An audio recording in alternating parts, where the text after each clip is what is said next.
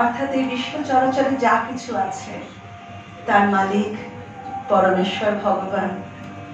আপনারা ভাববেন না যে বাড়ি তৈরি করে ইট কাঠ পাথর লোহা সিমেন্ট কাদা মাটি কত কিছু দিয়ে একটা বাড়ি তৈরি, কত কিছু দিয়ে তো বাড়িটা তৈরি হলো, কিন্তু সে যদি ভাবে আমি তৈরি করলাম বলেই এই বাড়িটার মালিক আমি, তা কিন্তু নয়।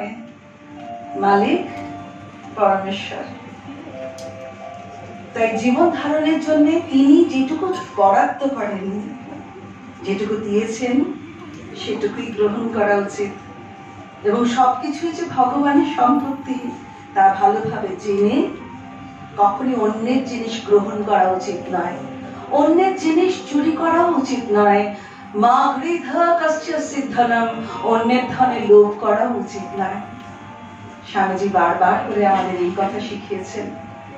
আজকে এই কবিতা উৎসবে আমি সামান্য ভগবানের একজন সৈনিক, আমি মনে করি আমি সৈনিক, কারণ তার শিক্ষায় তার দীক্ষায় দীক্ষিত হয়ে আমি আজকে এত অবধি এসেছি।